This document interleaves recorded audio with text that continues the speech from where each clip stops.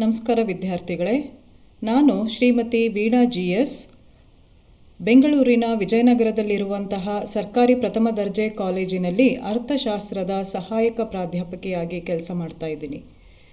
ಇವತ್ತಿನ ನನ್ನ ಈ ವಿಡಿಯೋದಲ್ಲಿ ಫಸ್ಟ್ BA ಸಿಲೆಬಸ್ ಆಗಿರುವಂತಹ ಬಿಸಿನೆಸ್ ಎಕನಾಮಿಕ್ಸ್ ವ್ಯವಹಾರ ಅರ್ಥಶಾಸ್ತ್ರದ ಮೊದಲನೇ ಚಾಪ್ಟರ್ನಲ್ಲಿ ಬರುವಂತಹ ವ್ಯವಹಾರ ಅರ್ಥಶಾಸ್ತ್ರದ ಪ್ರಾಮುಖ್ಯತೆಯ ಬಗ್ಗೆ ತಿಳಿಸ್ಕೊಡ್ತೀನಿ. I'll be talking about importance of business economics in my video today. ವಿದ್ಯಾರ್ಥಿಗಳೇ, ಈಗಾಗಲೇ ನೀವು ವ್ಯವಹಾರ ಅರ್ಥಶಾಸ್ತ್ರ ಅಂದ್ರೇನು ಅನ್ನೋದನ್ನು ನೀವು ತಿಳ್ಕೊಂಡಿದ್ದೀರಾ ಅಂತ ಅಂದ್ಕೊಂಡಿದ್ದೀನಿ. ವ್ಯವಹಾರ ಅರ್ಥಶಾಸ್ತ್ರದ ಒಂದು ಮುಖ್ಯವಾದ ಶಾಖೆ ಅಂತ ಹೇಳ್ಬೋದು. ವ್ಯವಹಾರದಲ್ಲಿ ಅರ್ಥಶಾಸ್ತ್ರದ ಸಿದ್ಧಾಂತಗಳು, ನಿಯಮಗಳು, ನೀತಿಗಳನ್ನು ಅಳವಡಿಸುವ ಒಂದು ವಿಷಯಕ್ಕೆ ವ್ಯವಹಾರ ಅರ್ಥಶಾಸ್ತ್ರ ಅಂತ ಕರಿತೀವಿ. ಹಾಗೆ ಈ ಎಲ್ಲ ಸಿದ್ಧಾಂತಗಳನ್ನು ವ್ಯವಹಾರದಲ್ಲಿ ಅಳವಡಿಸೋದ್ರಿಂದ ಇದನ್ನು ಅನ್ವಯಿಕ ಶಾಸ್ತ್ರ ಅಥವಾ ಅನ್ವಯಿಕ ವಿಜ್ಞಾನ ಅಂತ ಸಹ ಕರಿತೀವಿ.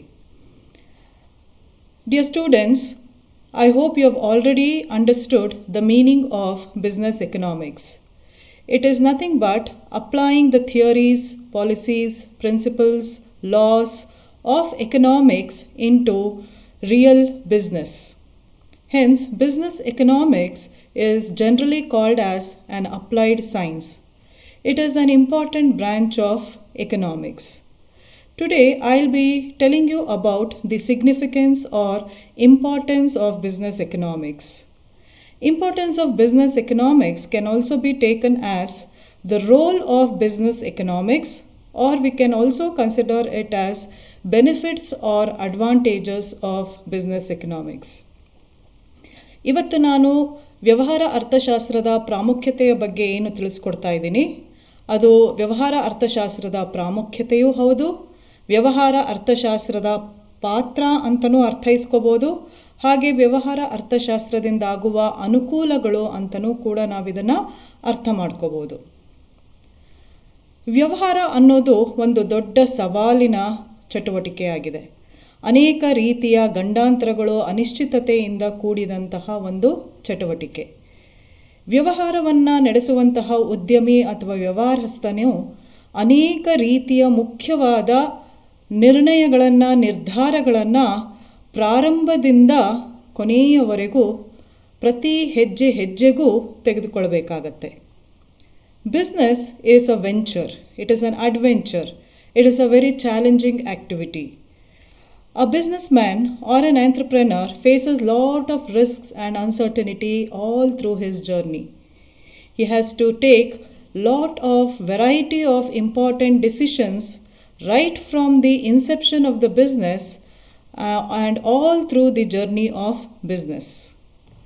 ಸಾಮಾನ್ಯವಾಗಿ ಅವನು ತೆಗೆದುಕೊಳ್ಳಬೇಕಾದಂತಹ ಮುಖ್ಯ ನಿರ್ಧಾರಗಳು ಅಂದರೆ, ಪ್ರಾರಂಭದಲ್ಲಿ ಹೇಳಬೇಕಾದ್ರೆ ಯಾವ ರೀತಿಯ ಸರಕುಗಳನ್ನು ಉತ್ಪಾದಿಸಬೇಕು, ಸರಕು ಅಥವಾ ಸೇವೆಗಳನ್ನು ಉತ್ಪಾದಿಸಬೇಕು, ಆ ಸರಕು ಸೇವೆಗಳಿಗೆ ಆದಾನಗಳು ಹೇಗಿರಬೇಕು, ಆ ಸರಕು ಸೇವೆಗಳ ಉತ್ಪಾದನೆಗೆ ಯಾವ ರೀತಿಯ ತಂತ್ರಜ್ಞಾನವನ್ನು ಬಳಸಬೇಕು, ಅದರ ಉತ್ಪನ್ನದ ಪ್ರಮಾಣ ಅಂದರೆ ಎಷ್ಟು ಪ್ರಮಾಣದ ಸರಕು ಸೇವೆಗಳನ್ನು ಉತ್ಪಾದಿಸಬೇಕು, ಯಾವ ಮಟ್ಟದಲ್ಲಿ ಬೆಲೆಯನ್ನು ನಿಗದಿಪಡಿಸಬೇಕು, ಯಾವ ಬೆಲೆಗೆ ಅದನ್ನು ಮಾರಾಟ ಮಾಡಬೇಕು, ಎಲ್ಲಿ ಮಾರಾಟ ಮಾಡಬೇಕು, ಯಾವ ಮಾರುಕಟ್ಟೆಗಳನ್ನು ಆಯ್ಕೆ ಮಾಡ್ಕೋಬೇಕು, ವ್ಯವಹಾರದ ಪ್ರಮಾಣ, ವ್ಯಾಪ್ತಿ ಅಥವಾ ಸ್ಥಾವರಗಳ ಪ್ರಮಾಣ, ಗಾತ್ರ ಎಷ್ಟಿರಬೇಕು, ಯಾವ ರೀತಿಯ ಸಲಕರಣೆಗಳನ್ನು, ಯಂತ್ರೋಪಕರಣಗಳನ್ನು ಬಳಸಬೇಕು, ಬಂಡವಾಳವನ್ನು ಹೇಗೆ ಎಲ್ಲೆಲ್ಲಿಂದ ಸಂಗ್ರಹಿಸಬೇಕು, ಹಾಗೂ ಮಿತವಾಗಿರುವ ಬಂಡವಾಳವನ್ನು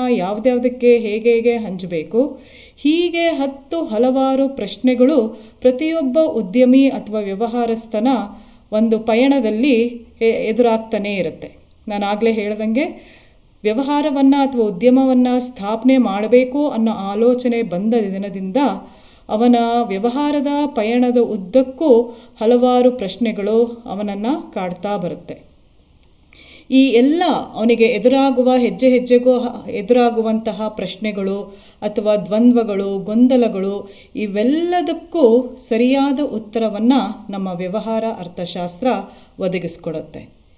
ಈ ಎಲ್ಲ ಪ್ರಶ್ನೆಗಳಿಗೂ ಅದು ಒದಗಿಸಿಕೊಡುವ ಉತ್ತರಗಳು, ಅವನು ಎದುರಿಸುವ ಸಮಸ್ಯೆಗಳಿಗೆ ಅದು ಕೊಡುವಂತಹ ಪರಿಹಾರಗಳಲ್ಲಿಯೇ ವ್ಯವಹಾರ ಅರ್ಥಶಾಸ್ತ್ರದ ಪ್ರಾಮುಖ್ಯತೆ ಅಡಗಿದೆ ಅಂತಂದರೆ ತಪ್ಪಾಗಲಾರದು. A businessman or an entrepreneur faces lot of challenges and he has to take decisions at every step of his journey in his business. Right from the inception period, he faces a lot of questions he has to answer for himself.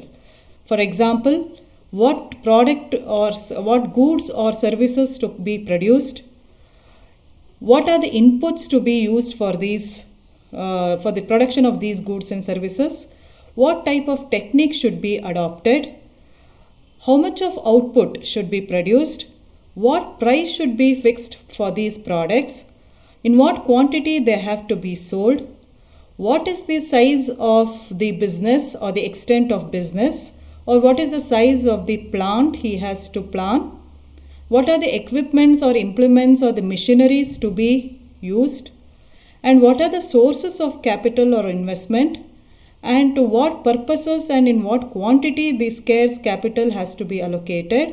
So on and so forth are the questions or the doubts which arises to a businessman at every stage of his activity.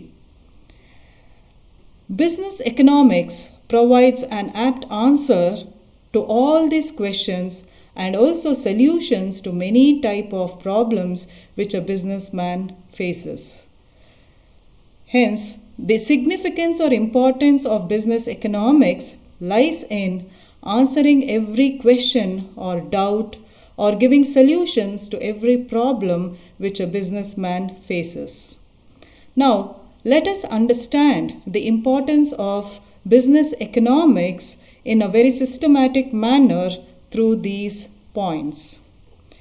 ಈಗ ನಾವು ವ್ಯವಹಾರ ಅರ್ಥಶಾಸ್ತ್ರದ ಪ್ರಾಮುಖ್ಯತೆಯ ಬಗ್ಗೆ ಅಥವಾ ಅದರ ಪಾತ್ರ ಅಥವಾ ಅದರಿಂದ ಆಗುವ ಅನುಕೂಲತೆಗಳ ಬಗ್ಗೆ ಕ್ರಮಬದ್ಧವಾಗಿ ಕೆಲವೊಂದು ಅಂಶಗಳ ಮೂಲಕ ನಾವು ಈಗ ತಿಳಿದುಕೊಳ್ಳೋಣ. The first importance of business economics is it helps a businessman to take decision about production.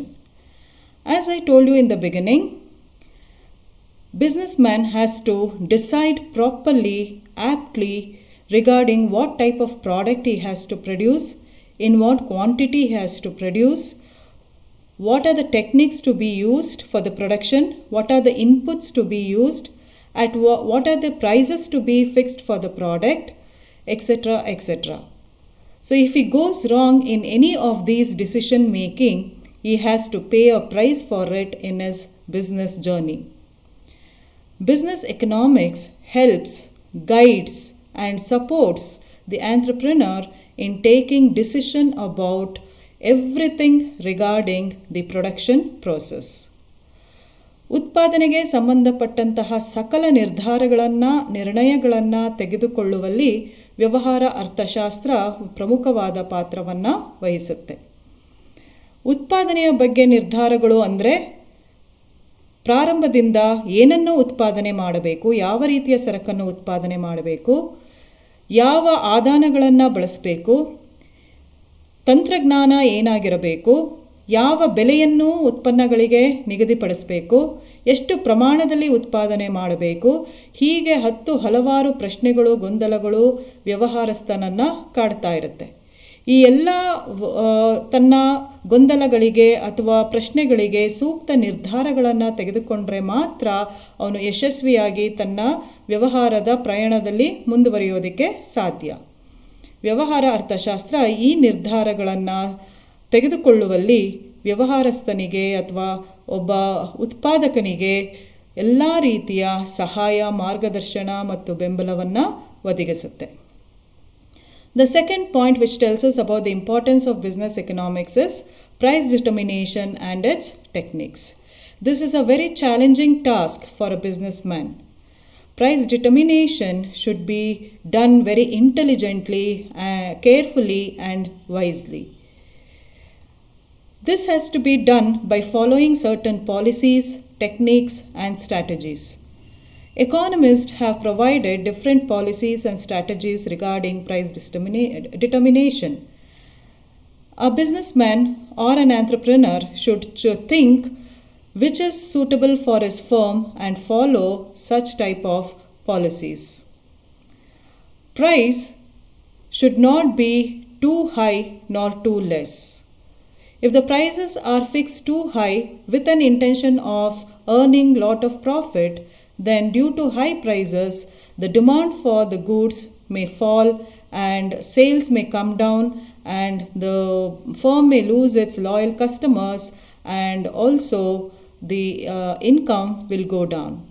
Similarly, if the prices are fixed at a very low level, then also it is a problem to the firm since low level prices may not even cover the cost of production and the income to the firm or the revenue to the firm will fall. And in that condition, the firm may not be able to sustain for a long period. So, in this situation, business economics helps an entrepreneur to take decisions and to choose the right pricing policy and techniques for his products. ಎರಡನೇ ಪ್ರಾಮುಖ್ಯತೆಯ ಬಗ್ಗೆ ತಿಳ್ಕೋಬೇಕು ಅಂದರೆ ಬೆಲೆ ನಿರ್ಧಾರ ಮತ್ತು ತಂತ್ರಗಳು. ವಿವಿಧ ಅರ್ಥಶಾಸ್ತ್ರಜ್ಞರು ಬೆಲೆ ನಿರ್ಧಾರದ ಬಗ್ಗೆ ವಿವಿಧ ನೀತಿಗಳನ್ನು ತಂತ್ರಗಳನ್ನು ನೀಡಿದ್ದಾರೆ.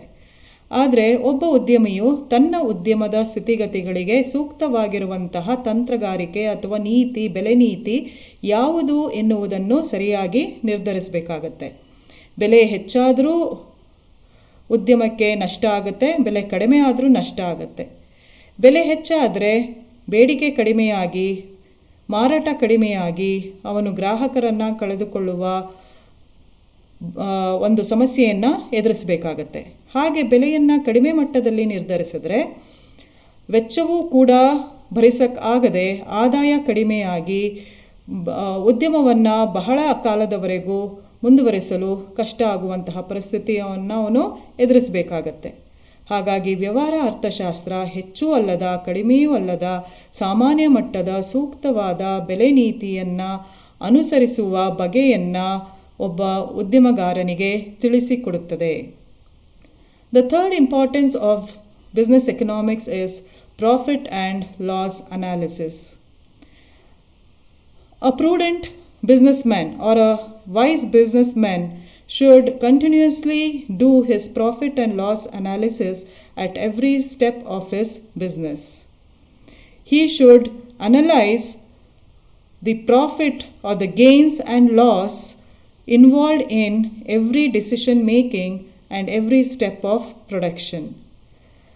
When he decides to produce a certain type of product, he should analyze what are the profit possibilities from producing that product and what are the possibilities of making loss by producing that product or making a particular type of decision. Business economics helps an entrepreneur to do this profit and loss analysis scientifically and take important decisions accordingly. ವ್ಯವಹಾರ ಅರ್ಥಶಾಸ್ತ್ರ ಉದ್ಯಮಗಾರನಿಗೆ ಲಾಭ ಮತ್ತು ನಷ್ಟ ವಿಶ್ಲೇಷಣೆಯ ಬಗ್ಗೆಯೂ ಕೂಡ ಒಂದು ಅರಿವನ್ನು, ಜ್ಞಾನವನ್ನು ಮೂಡಿಸುತ್ತೆ.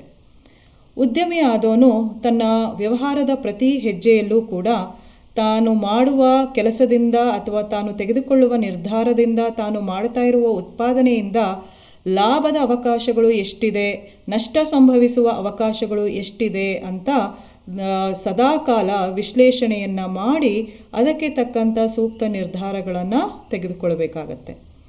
ಈ ಲಾಭ ಮತ್ತು ನಷ್ಟ ವಿಶ್ಲೇಷಣೆ ಅನ್ನೋದು ನಿರಂತರವಾಗಿ ನಡೆಯುವಂತಹ ಒಂದು ಪ್ರಕ್ರಿಯೆ. ಇದು ವೈಜ್ಞಾನಿಕವಾಗಿ ಕ್ರಮಬದ್ಧ ನೀತಿಯಲ್ಲಿ ನಡಿಬೇಕಾಗತ್ತೆ. ಇದರ ಬಗ್ಗೆ ಸಕಲ ಮಾಹಿತಿಯನ್ನು, ಒಂದು ಮಾರ್ಗದರ್ಶನವನ್ನು ವ್ಯವಹಾರ ಅರ್ಥಶಾಸ್ತ್ರ ಒದಗಿಸಿಕೊಡುತ್ತೆ. The next importance of business economics is demand forecasting. Students, as you all know, demand plays a very important role in the future of a firm. Everything, the future of a firm depends on the demand conditions. In the present modern business world, not only demand analysis, demand forecasting also becomes very important. Demand forecasting means estimating the demand for future based on the present demand conditions. If a firm forecasts the demand for future, then it can avoid the probable problems of overproduction and underproduction.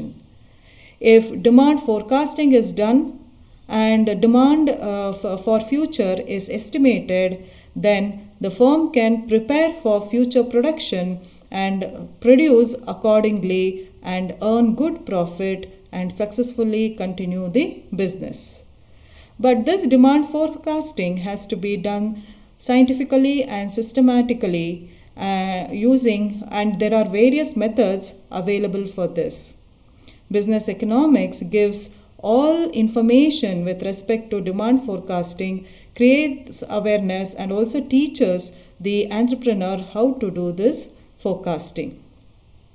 ಇವತ್ತಿನ ಆಧುನಿಕ ವ್ಯವಹಾರದ ಜಗತ್ತಿನಲ್ಲಿ ಬೇಡಿಕೆ ವಿಶ್ಲೇಷಣೆಯ ಜೊತೆಗೆ ಬೇಡಿಕೆ ಮುನ್ನಂದಾಜು ಪ್ರಮುಖವಾದ ಪಾತ್ರವನ್ನು ವಹಿಸಿದೆ. ಇವತ್ತಿನ ಉದ್ಯಮಿ ಬರೀ ಇವತ್ತಿನ ಬೇಡಿಕೆಯ ಬಗ್ಗೆ ಅಷ್ಟೇ ಅಲ್ಲದೆ ಭವಿಷ್ಯದಲ್ಲಿ ನಿರೀಕ್ಷಿಸಬಹುದಾದ ಬೇಡಿಕೆಯ ಬಗ್ಗೆ ಹೆಚ್ಚಿನ ಗಮನವನ್ನು ಹರಿಸಬೇಕಾಗತ್ತೆ. ಬೇಡಿಕೆ ಮುನ್ನಂದಾಜು ಅಂದರೆ ಭವಿಷ್ಯದಲ್ಲಿ ಬರಬಹುದಾದ ಬೇಡಿಕೆಯನ್ನು ಈಗಿನ ಪ್ರಸ್ತುತ ಬೇಡಿಕೆ ಸ್ಥಿತಿಗತಿಗಳ ಆಧಾರದ ಮೇಲೆ ಅಂದಾಜು ಮಾಡುವುದಕ್ಕೆ ಬೇಡಿಕೆ ಮುನ್ನಂದಾಜು ಅಂತ ಕರಿತೀವಿ.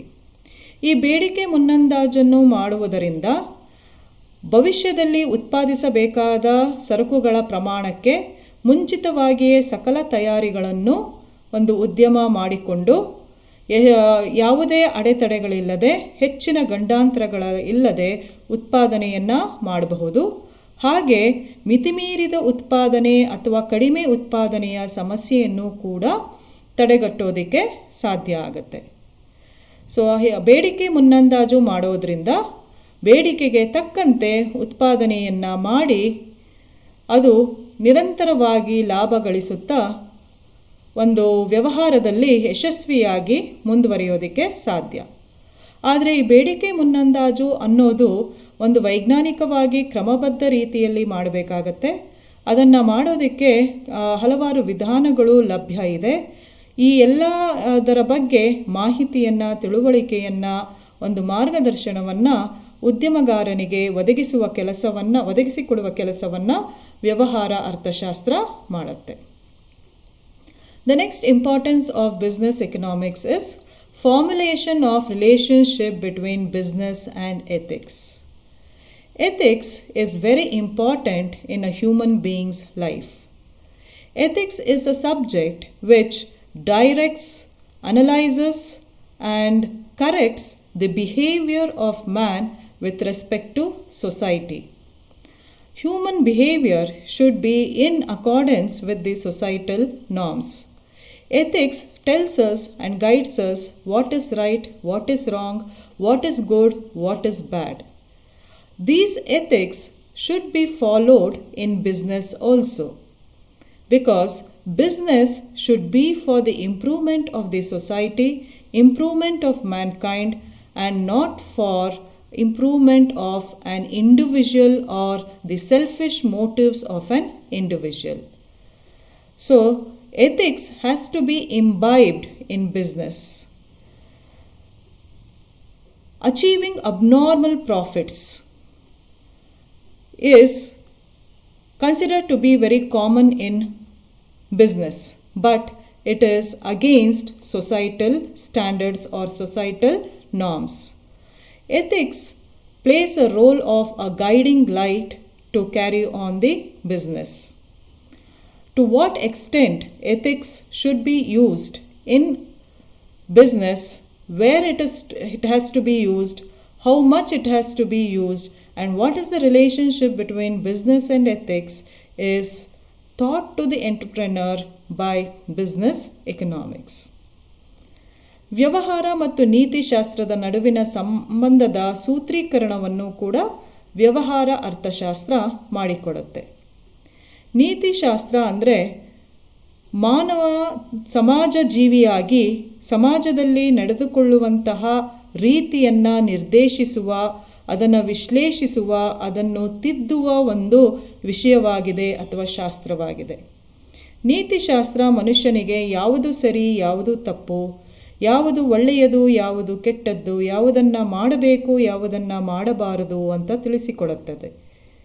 ವ್ಯವಹಾರವು ಕೂಡ ಸಮಾಜದ ಹಿತದೃಷ್ಟಿಯಿಂದ ಮಾಡಬೇಕಾಗಿರುವ ಚಟುವಟಿಕೆಯೇ ಹೊರತು ಸಮಾಜಕ್ಕೆ ಆಘಾತವನ್ನು ಉಂಟು ಮಾಡುವ ರೀತಿಯಲ್ಲಿ ವ್ಯವಹಾರವನ್ನು ನಡೆಸಬಾರದು.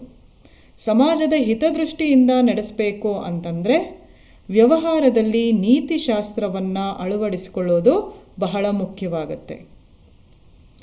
ದುರಾಸೆಯಿಂದ ಹೆಚ್ಚಿನ ಲಾಭ ಸಂಪಾದನೆಯಿಂದ ವ್ಯವಹಾರವನ್ನು ನಡೆಸುವುದು ಸಹಜ ಎನಿಸಿದರೂ ಅದು ಸಮಾಜದ ದೃಷ್ಟಿಯಿಂದ ಮಾರಕವಾದಂತಹ ಒಂದು ಯೋಚನೆ ಆಗುತ್ತೆ. ಹಾಗಾಗಿ ಕೆಲವೊಂದು ನೀತಿಶಾಸ್ತ್ರದ ಕಟ್ಟುಪಾಡುಗಳನ್ನು ಹಾಕಿಕೊಂಡು ಉತ್ತಮ ದಾರಿಯಲ್ಲಿ ವ್ಯವಹಾರವನ್ನು ಉದ್ಯಮಿಗೂ ಒಳಿತಾಗುವಂತೆ ಹಾಗೂ ಸಮಾಜಕ್ಕೂ ಒಳಿತಾಗುವಂತೆ ಹೇಗೆ ನಡೆಸೋದು ಅನ್ನೋದನ್ನು ನೀತಿಶಾಸ್ತ್ರ ತಿಳಿಸಿಕೊಡುತ್ತದೆ. ಸೊ ನೀತಿಶಾಸ್ತ್ರ ವ್ಯವಹಾರದ ಹಾದಿಯಲ್ಲಿ ಒಂದು ಬೆಳಕು ಇದ್ದ ಹಾಗೆ. ಇವೆರಡರ ಸಂಬಂಧವನ್ನು, ನೀತಿಶಾಸ್ತ್ರವನ್ನು ವ್ಯವಹಾರದಲ್ಲಿ ಎಷ್ಟರ ಮಟ್ಟಿಗೆ ಬಳಸ್ಕೋಬೇಕು, ಎಲ್ಲೆಲ್ಲಿ ಬಳಸ್ಕೋಬೇಕು, ಹೇಗೆ ಅದನ್ನು ಅಳವಡಿಸ್ಕೋಬೇಕು, ಅವೆರಡರ ಸಂಬಂಧ ಹೇಗೆ ಅನ್ನುವುದನ್ನೆಲ್ಲ ವ್ಯವಹಾರ ಅರ್ಥಶಾಸ್ತ್ರ ಉದ್ಯಮಿಗೆ ತಿಳಿಸಿಕೊಡುತ್ತದೆ. The next point which tells us about the importance of business economics is it plays a key role in cost analysis. Business cannot be away from cost. Cost should always be minimized in the production process or in the business. But only minimization of cost doesn't help. Cost analysis has to be done, where cost has to be incurred wherever necessary and it has to be avoided wherever it is not necessary. Too much of cost or too less of cost, both are harmful to the firm. Too much of cost will bring down the profit margin. Too less of cost will bring down the quality of the product. So cost analysis has to be done, or cost management plays an important role in business. How to do this cost analysis or management is another important guidance which is given by business economics to all the entrepreneurs. ಉದ್ಯಮ ಅಥವಾ ವ್ಯವಹಾರದಲ್ಲಿ ವೆಚ್ಚ ಪ್ರಮುಖವಾದ ಪಾತ್ರವನ್ನು ವಹಿಸುತ್ತೆ. ವೆಚ್ಚವನ್ನು ಸಮತೋಲನ ರೀತಿಯಲ್ಲಿ ಇಟ್ಟುಕೊಳ್ಳುವುದು ಬಹಳ ಮುಖ್ಯವಾದದ್ದು. ವೆಚ್ಚ ಗರಿಷ್ಠವಾದರೂ ಅಥವಾ ಹೆಚ್ಚಾದರೂ ಕಷ್ಟ, ಕಡಿಮೆಯಾದರೂ ಕಷ್ಟ. ಆದರೂ ಪ್ರತಿಯೊಂದು ಉದ್ಯಮದ ಗುರಿ ವೆಚ್ಚವನ್ನು ಆದಷ್ಟು ಕನಿಷ್ಠಗೊಳಿಸಿಕೊಳ್ಳುವ ಉದ್ದೇಶವೇ ಆಗಿರುತ್ತದೆ. ವೆಚ್ಚ ಹೆಚ್ಚಾದರೆ ಲಾಭಾಂಶ ಕಡಿಮೆ ಆಗುತ್ತದೆ. ಹಾಗೆ ವೆಚ್ಚ ತೀರಾ ಕಡಿಮೆಯಾದರೆ ಗುಣಮಟ್ಟವನ್ನು ನಾವು ತ್ಯಾಗ ಮಾಡಬೇಕಾಗುತ್ತದೆ. ಹಾಗಾಗಿ ಅತಿ ಹೆಚ್ಚು ಅಲ್ಲದ, ಅತಿ ಕಡಿಮೆ ಅಲ್ಲದ ವೆಚ್ಚದಲ್ಲಿ ಉದ್ಯಮ ನಿಭಾಯಿಸಿಕೊಂಡು ಹೋಗುವುದು ಬಹಳ ಮುಖ್ಯವಾಗುತ್ತದೆ. ಇದಕ್ಕಾಗಿ ವೆಚ್ಚ ನಿರ್ವಹಣೆ ಅಥವಾ ವೆಚ್ಚ ವಿಶ್ಲೇಷಣೆಯನ್ನು ಮಾಡುವುದು ಬಹಳ ಮುಖ್ಯ. ಯಾವ ಯಾವ ಚಟುವಟಿಕೆಗಳಿಗೆ ಎಷ್ಟೆಷ್ಟು ವೆಚ್ಚ ಉಂಟಾಗುತ್ತದೆ, ಯಾವುದು ಅವಶ್ಯಕ ವೆಚ್ಚ, ಯಾವುದು ಅನವಶ್ಯಕ ವೆಚ್ಚ, ಈ ಎಲ್ಲ ವಿಶ್ಲೇಷಣೆಯನ್ನು ಮಾಡಿ ಸೂಕ್ತ ನಿರ್ಧಾರಗಳನ್ನು ತೆಗೆದುಕೊಳ್ಳುವುದು ಬಹಳ ಮುಖ್ಯ. ಈ ನಿಟ್ಟಿನಲ್ಲಿ ವ್ಯವಹಾರ ಅರ್ಥಶಾಸ್ತ್ರ ಉದ್ಯಮಿಗೆ, ವ್ಯವಹಾರಸ್ಥನಿಗೆ ಉತ್ತಮವಾದ ಸಹಾಯವನ್ನು ಮಾಡುತ್ತದೆ. Along with cost analysis, another important activity which a businessman has to do is capital management. As you all know, students, capital is the most productive factor of production, and in modern business, capital plays a very important role. At the same time, capital is a very costly factor of production and also a scarce factor of production. So it has to be dealt very wisely and intelligently. Since capital involves a lot of cost, utilization of capital should be done very wisely. This is called as capital management. Use of capital has its own advantages and disadvantages. An entrepreneur should take a decision in such a way that advantages become more than the disadvantages of use of capital. Since it involves lot of cost, it has to be managed very effectively. Business economics helps the entrepreneur to take decisions about capital management and be a successful entrepreneur. ಬಂಡವಾಳ ನಿರ್ವಹಣೆಯಲ್ಲೂ ಕೂಡ ವ್ಯವಹಾರ ಅರ್ಥಶಾಸ್ತ್ರ ಪ್ರಮುಖವಾದ ಪಾತ್ರವನ್ನು ವಹಿಸುತ್ತೆ. ವಿದ್ಯಾರ್ಥಿಗಳೇ, ನಿಮಗೆಲ್ಲ ಗೊತ್ತಿರುವ ಹಾಗೆ ಬಂಡವಾಳ ಅನ್ನೋದು ಅತಿ ಹೆಚ್ಚು ಉತ್ಪಾದನಾಂಗ ಆಗಿರೋದ್ರ ಜೊತೆಗೆ ಅತಿ ಹೆಚ್ಚು ದುಬಾರಿ ಹಾಗೂ ಕೊರತೆ ಉಳ್ಳಂತಹ ಉತ್ಪಾದನಾಂಗವೂ ಆಗಿದೆ. ಬಂಡವಾಳದ ಬಳಕೆಯಿಂದ ಅನುಕೂಲಗಳ ಜೊತೆಗೆ ಅನಾನುಕೂಲಗಳೂ ಇವೆ. ಅನಾನುಕೂಲಗಳಿಗಿಂತ ಅನುಕೂಲಗಳು ಹೆಚ್ಚಾಗುವ ರೀತಿಯಲ್ಲಿ ಒಬ್ಬ ಉದ್ಯಮಗಾರ ಬಂಡವಾಳ ನಿರ್ವಹಣೆಯನ್ನು ಮಾಡಬೇಕಾಗತ್ತೆ. ಹಾಗಾಗಿ ಇದು ಕೂಡ ಒಂದು ದೊಡ್ಡ ಸವಾಲಿನ ಮತ್ತು ಬಹಳ ಜಾಣ್ಮೆಯಿಂದ ಮಾಡಬೇಕಾಗಿರುವಂತಹ ಕೆಲಸ ಅಂತ ಹೇಳ್ಬೋದು. ಈ ರೀತಿಯ ಬಂಡವಾಳ ನಿರ್ವಹಣೆಯಲ್ಲಿ ವ್ಯವಹಾರ ಅರ್ಥಶಾಸ್ತ್ರವು ಉದ್ಯಮಗಾರನಿಗೆ ಎಲ್ಲ ರೀತಿಯ ತಿಳುವಳಿಕೆ, ಮಾರ್ಗದರ್ಶನ ಮತ್ತು ಸಹಾಯವನ್ನು ಮಾಡುತ್ತದೆ. Business economics also has influence on objectives of a firm. Firm has to frame a set of short-term and long-term objectives. Short-term objectives are framed every now and then to realize its goals and reach its targets. Large-term or long-run objectives are framed usually during the setting up of a firm. The firm should be very cautious and careful in framing its objectives. So objectives and the goals or the aims or the targets of the firms should go hand in hand. Business economics teaches or guides every businessman to choose or to frame the short-term and the long-term objectives for the firm. ವ್ಯವಹಾರ ಅರ್ಥಶಾಸ್ತ್ರ ಉದ್ಯಮದ ಉದ್ದೇಶಗಳ ನಿರ್ಮಾಣದಲ್ಲೂ ಕೂಡ ಪ್ರಭಾವವನ್ನು ಬೀರುತ್ತದೆ. ಪ್ರತಿಯೊಂದು ಉದ್ಯಮವು ಕಾಲಕಾಲಕ್ಕೆ ಕೆಲವೊಂದು ಅಲ್ಪಾವಧಿ ಉದ್ದೇಶಗಳನ್ನು ಮತ್ತು ಉದ್ಯಮದ ಸ್ಥಾಪನಾ ಸಮಯದಲ್ಲಿ ಕೆಲವೊಂದು ದೀರ್ಘಾವಧಿ ಉದ್ದೇಶಗಳನ್ನು ರೂಪಿಸಿಕೊಳ್ಳುತ್ತೆ. ಈ ಎಲ್ಲ ಉದ್ದೇಶಗಳು ಅದರ ಗುರಿ, ಅದರ ಗೋಲ್ ಅಂತ ಏನು ಹೇಳ್ತೀವಿ, ಗುರಿ ಟಾರ್ಗೆಟ್ ಅಂತ ಏನು ಹೇಳ್ತೀವಿ, ಅದಕ್ಕೆ ಹೊಂದಿಕೊಳ್ಳುವ ರೀತಿಯಲ್ಲಿ ಉದ್ದೇಶಗಳನ್ನು ರೂಪಿಸಿಕೊಳ್ಳಬೇಕು. ಈ ಉದ್ದೇಶಗಳ ಬಗ್ಗೆ ಒಂದು ಸ್ಪಷ್ಟತೆ, ಅರಿವು ಉದ್ಯಮಗಾರನಿಗೆ ಇರಬೇಕಾಗತ್ತೆ. ಹಾಗಾಗಿ ಈ ರೀತಿಯ ಉದ್ದೇಶಗಳನ್ನು ರೂಪಿಸಿಕೊಳ್ಳುವಲ್ಲಿ ವ್ಯವಹಾರ ಅರ್ಥಶಾಸ್ತ್ರ ಉದ್ಯಮಗಾರನಿಗೆ ಎಲ್ಲ ರೀತಿಯ ಸಹಾಯವನ್ನು ಮಾಡುತ್ತದೆ. Business economics also helps the manager to frame various policies. Business should work on policies, principles, rules and regulations.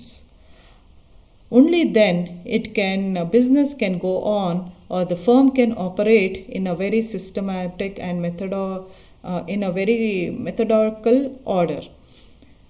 Usually the manager frames all these policies, principles, rules and regulations.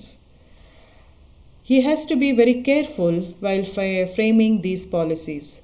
Policies of a firm differ from activity to activity, from one department to another department. So business economics helps and guides the manager to frame these policies. ವ್ಯವಹಾರ ಅಥವಾ ಉದ್ಯಮ ಅನ್ನೋದು ನಿಯಮಗಳು, ನೀತಿಗಳು ಮತ್ತು ನಿಯಂತ್ರಣಗಳ ಮೇಲೆ ನಡೆದರೆ ಅದು ಯಶಸ್ವಿಯಾಗಿ ಮುಂದುವರಿಯೋದಕ್ಕೆ ಸಾಧ್ಯ. ನಿಯಮ, ನೀತಿ ಅಥವಾ ನಿಯಂತ್ರಣಗಳನ್ನು ರೂಪಿಸಿಕೊಳ್ಳದೆ ಹೋದರೆ ಒಂದು ಉದ್ಯಮ ಅಥವಾ ಒಂದು ವ್ಯವಹಾರ ದೀರ್ಘಾವಧಿಯವರೆಗೂ ಮುಂದುವರಿಯಲು ಸಾಧ್ಯ ಇಲ್ಲ. ಈ ನೀತಿ ನಿಯಮಗಳನ್ನು ರೂಪಿಸುವಂತಹ ನಿರ್ವಾಹಕ ಬಹಳ ಎಚ್ಚರಿಕೆಯನ್ನು ವಹಿಸಬೇಕು. ವಿವಿಧ ಚಟುವಟಿಕೆಗಳಿಗೆ, ವಿವಿಧ ವಿಭಾಗಗಳಿಗೆ, ವಿವಿಧ ಹಂತದ ಜನರಿಗೆ ವಿವಿಧ ರೀತಿಯ ನಿಯಮಗಳು ಅನ್ವಯಿಸುತ್ತವೆ. ಸೊ ಈ ರೀತಿಯ ಎಲ್ಲ ಪ್ರಕಾರದ ನಿಯಮಗಳನ್ನು, ನೀತಿಗಳನ್ನು ಮತ್ತು ನಿಯಂತ್ರಣಗಳನ್ನು ರೂಪಿಸುವಲ್ಲಿ ಒಬ್ಬ ನಿರ್ವಾಹಕನಿಗೆ ಉತ್ತಮವಾದ ಮಾರ್ಗದರ್ಶನ ಮತ್ತು ಸಹಾಯವನ್ನು ವ್ಯವಹಾರ ಅರ್ಥಶಾಸ್ತ್ರ ಮಾಡುತ್ತದೆ. Business economics also helps in predicting future. Business economics also helps in estimating or in analyzing the future of the firm.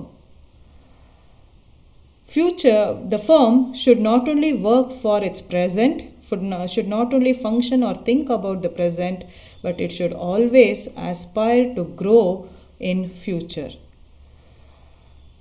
Various things about future has to be analyzed. For example, the demand for future, market condition for future, availability of resources for future, etc., etc. So in all these respects, in predicting various things about future, business economics guides the businessman. ವ್ಯವಹಾರದ ಭವಿಷ್ಯವನ್ನು ಊಹಿಸಲು ಕೂಡ ವ್ಯವಹಾರ ಅರ್ಥಶಾಸ್ತ್ರ ಉದ್ಯಮಗಾರನಿಗೆ ಸಹಾಯವನ್ನು ಮಾರ್ಗದರ್ಶನವನ್ನು ಮಾಡುತ್ತದೆ. ಉದ್ಯಮ ಅಥವಾ ವ್ಯವಹಾರ ಅನ್ನೋದು ಬರೀ ವರ್ತಮಾನಕ್ಕೆ ಮಾತ್ರ ಪ್ರಾಮುಖ್ಯತೆಯನ್ನು ಕೊಟ್ಟರೆ ಸಾಲದು, ಭವಿಷ್ಯದ ಬಗ್ಗೆಯೂ ಚಿಂತನೆ ಇರಬೇಕು. ಯಾಕೆಂದರೆ ವ್ಯವಹಾರ ಉದ್ಯಮ ಇರೋದೇ ಭವಿಷ್ಯದಲ್ಲಿ ಬೆಳವಣಿಗೆಯ ಬಗ್ಗೆ ಚಿಂತಿಸುವುದು ಅಥವಾ ಅದರ ಬಗ್ಗೆ ದೃಷ್ಟಿಕೋನ ಇಟ್ಟುಕೊಳ್ಳುವುದು ಪ್ರಮುಖವಾಗುತ್ತದೆ. ಭವಿಷ್ಯದಲ್ಲಿ ಬರಬಹುದಾದ ಬೇಡಿಕೆ, ಮಾರುಕಟ್ಟೆ ಸ್ಥಿತಿಗತಿಗಳು, ಭವಿಷ್ಯದಲ್ಲಿ ದೊರಕಬಹುದಾದ ಸಂಪನ್ಮೂಲಗಳು, ಇವೆಲ್ಲದರ ಬಗ್ಗೆ ಒಂದು ಊಹೆಯನ್ನು, ಅಂದಾಜನ್ನು ಮಾಡಿಕೊಳ್ಳುವುದು ಬಹಳ ಮುಖ್ಯವಾಗುತ್ತದೆ. ಏಕೆಂದರೆ ಮೊದಲೇ ಅಂದಾಜಿಸಿದರೆ ಅದಕ್ಕೆ ಬೇಕಾಗಿರುವ ತಯಾರಿಗಳನ್ನೆಲ್ಲ ಮಾಡಿಕೊಳ್ಳೋದಕ್ಕೆ ಸಾಧ್ಯ ಆಗುತ್ತದೆ. ಹಾಗಾಗಿ ಈ ಭವಿಷ್ಯವನ್ನು ಅಂದಾಜು ಮಾಡುವಲ್ಲಿ ವ್ಯವಹಾರ ಅರ್ಥಶಾಸ್ತ್ರ ಉದ್ಯಮಗಾರನಿಗೆ ಸಹಾಯವನ್ನು, ಮಾರ್ಗದರ್ಶನವನ್ನು ನೀಡುತ್ತದೆ. Lastly, it helps to identify and analyze various internal and external factors which affect or which influences the functioning of the firm. There are various factors. Some of them are internal and some of them are external, which plays an important role both positively and negatively on the functioning of the firm. Business economics helps the firm to identify and analyze those factors. It becomes important for a businessman to analyze whether these influencing factors are positive or negative. If they are positive factors, they have to be promoted. If they are negative factors, they have to be snubbed and stopped. Measures have to be taken to arrest the negative factors. So, business economics helps the businessman to not only identify but also analyze these various factors and take decisions accordingly. ಒಂದು ಉದ್ಯಮ ಅಥವಾ ವ್ಯವಹಾರದ ಮೇಲೆ ಅನೇಕ ರೀತಿಯ ಅಂಶಗಳು, ಕೆಲವೊಂದು ಆಂತರಿಕವಿರಬಹುದು, ಕೆಲವೊಂದು ಬಾಹ್ಯ ಅಂಶಗಳಾಗಿರುತ್ತೆ. ಇವುಗಳು ಅತ್ಯಂತ ಪ್ರಮುಖವಾದ ಪ್ರಭಾವವನ್ನು ಬೀರುತ್ತವೆ. ಈ ಆಂತರಿಕ ಮತ್ತು ಬಾಹ್ಯ ಅಂಶಗಳು ಬೀರುವಂತಹ ಪರಿಣಾಮ ಧನಾತ್ಮಕವಾಗಿರಬಹುದು ಅಥವಾ ಋಣಾತ್ಮಕವಾಗಿರಬಹುದು. ಇದನ್ನು ಗುರುತಿಸಲು ವ್ಯವಹಾರ ಅರ್ಥಶಾಸ್ತ್ರ ಸಹಾಯವನ್ನು ಮಾಡುತ್ತದೆ. ಬರೀ ಗುರುತಿಸಿದರೆ ಅಷ್ಟೇ ಸಾಲಲ್ಲ, ಆದರೆ ಗುರುತಿಸಿದ ನಂತರ ಈ ಅಂಶಗಳನ್ನು ವಿಶ್ಲೇಷಣೆ ಮಾಡಬೇಕು. ಇವುಗಳು ಬೀರ್ತಾ ಇರುವಂತಹ ಪ್ರಭಾವ ಅಥವಾ ಪರಿಣಾಮ ಧನಾತ್ಮಕವಾಗಿದೆಯೇ, ಇದೆಯೇ ಎಂದು ವಿಶ್ಲೇಷಣೆ ಮಾಡಿ ಧನಾತ್ಮಕವಾಗಿರುವಂತಹ ಅಂಶಗಳನ್ನು ಪುರಸ್ಕರಿಸಬೇಕು ಹಾಗೂ ಋಣಾತ್ಮಕವಾಗಿರುವಂತಹ ಅಂಶಗಳನ್ನು ತಡೆಗಟ್ಟುವಂತಹ, ಅದನ್ನು ನಿರ್ನಾಮ ಮಾಡುವಂತಹ ಕ್ರಮಗಳನ್ನು ಉದ್ಯಮ ತೆಗೆದುಕೊಳ್ಳಬೇಕಾಗತ್ತೆ. ಸೊ ಈ ನಿಟ್ಟಿನಲ್ಲಿ ಕೂಡ ವ್ಯವಹಾರ ಅರ್ಥಶಾಸ್ತ್ರ ಸಾಕಷ್ಟು ಸಹಾಯವನ್ನು ಮಾಡುತ್ತದೆ. ಸೊ ವಿದ್ಯಾರ್ಥಿಗಳೇ, ಈ ಮೇಲಿನ ಎಲ್ಲ ಅಂಶಗಳ ಮೂಲಕ ನಾನು ನಿಮಗೆ ವ್ಯವಹಾರ ಅರ್ಥಶಾಸ್ತ್ರದ ಪ್ರಾಮುಖ್ಯತೆಯ ಬಗ್ಗೆ ಇದುವರೆಗೂ ನಿಮಗೆ ತಿಳಿಸಿಕೊಟ್ಟಿದ್ದೇನೆ. ಧನ್ಯವಾದಗಳು.